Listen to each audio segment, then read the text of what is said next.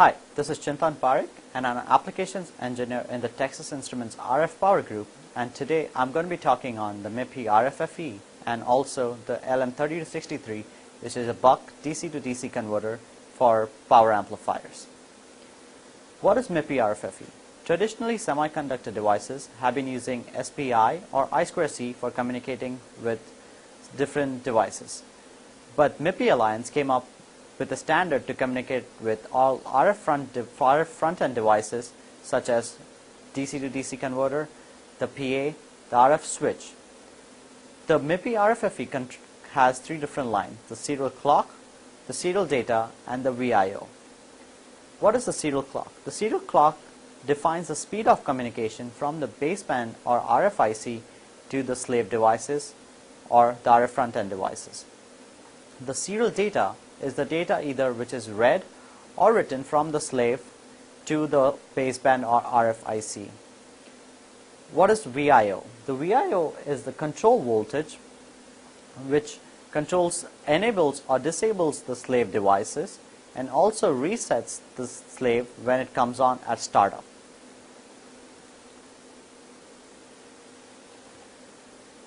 There are certain platform vendors which have enhanced requirements for the RFFE interface, and they require the certain registers to be included into the slave devices. What are those four registers which need to be added are the PM trig, which controls the triggered and the non-triggered mode of operation, which I'll show in the lab demo next. The software RFFE status register, which is used for software reset as well as software debug purposes. Third, which is the group slave ID. This is used for controlling related RF front-end devices using one slave address. And then fourth, which is the programmable slave ID, which is programmable from address 1 through 15 and addresses one specific date device.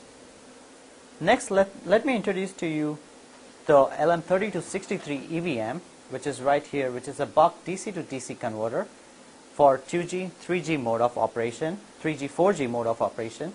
Also, we have LM8335, which is a GPIO to RFFE expander, which we are using to control the serial clock and data line on the LM3263, and it is connected via a USB device, a port. Next, I wanted to talk to you about the non-triggered operation, and consider you going from one power level to another second power level where you need to change the output voltage for your DC to DC converter. So for example, going from 0.6 volts to 3.4 volts, where your PA will be going from minus 10 dBm to max power. In this case, we can use the user interface to enable a device which is VIO on, and also set the output voltage to 3.4 and also set it in the non-triggered mode of operation. Once I hit enter, you can see the output voltage transitioned from 0.6 volts to 3.4 volts once the RFFE registers were written. So as I just showed, we just changed the output voltage from 0.7 to 3.4 volts, and this is required when you're going from one power level to another power level and the RFFE traffic on the bus is pretty heavy and you have only space for one write. As you can see, we have one write happening 12 microseconds before the frame boundary, and it requires typically 7 microseconds for the LM3263 to settle to the output voltage required. And this is the non-triggered mode of operation where only one write is required for changing the output voltage. Next, I'm going to introduce the triggered mode of operation, and we need to reconfigure our bench to show the sequential writes required for the triggered mode, and we'll be back with you shortly on that. So we just reconfigured our bench to work with the pattern generator instead of the LM8335, which also supports the triggered mode of operation, but just to show it on the scope that we can have sequential writes within the tight timing requirements, we are using the pattern generator.